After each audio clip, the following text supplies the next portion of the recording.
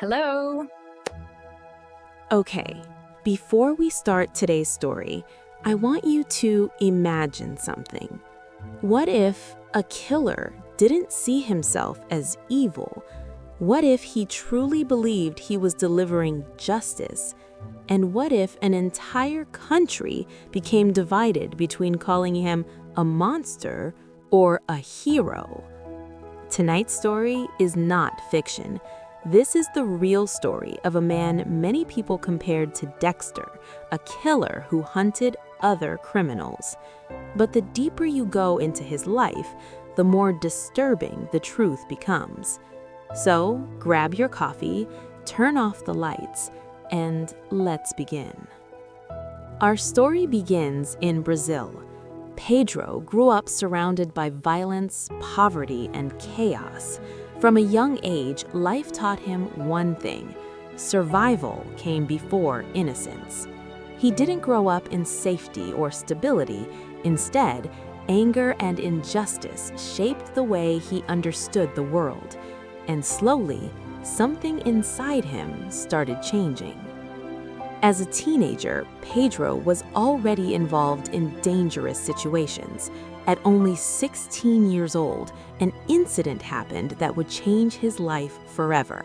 A moment driven by revenge and rage that revealed just how far he was willing to go. From that day forward, violence stopped being shocking to him. It became normal. After leaving home, Pedro found himself alone with nowhere to go. That's when he met a powerful woman known in the criminal world, a drug trade leader named Botinha. She saw potential in him. Despite his young age, she allowed him into her organization, and soon Pedro rose quickly inside the group. People feared him, but they also respected his loyalty and determination. For the first time, Pedro felt like he belonged somewhere. But this new life also pushed him deeper into violence. Still, there was one strange rule he followed. Pedro claimed he never targeted innocent people. He believed he only punished those who harmed others, thieves, abusers, and criminals worse than himself. In his mind, he wasn't a villain. He was justice. Then, everything changed when Pedro met Maria. Maria was completely different from the world he lived in. Kind, gentle, and far away from crime. He fell deeply in love with her. For the first time, Pedro dreamed of a normal life, a family, and a future beyond violence. When Maria became pregnant, he worked harder than ever to protect her and provide for their child. It seemed like maybe, just maybe, he could escape his past. But peace didn't last long. One evening, Pedro returned home and immediately sensed something was wrong. The house was silent, too silent. Inside, he discovered a horrifying scene. Maria and another man who tried to protect her had been killed, and a threatening message was left behind for him. In that moment, Pedro's world collapsed. The future he dreamed about disappeared instantly, and something inside him broke completely. From that day on, revenge became his only purpose. After Maria's death, Pedro began hunting those he believed responsible. He interrogated gang members, searched endlessly for answers, and eliminated anyone he suspected of involvement. But revenge soon turned into something bigger. Pedro started targeting criminals in general, people he personally judged as guilty.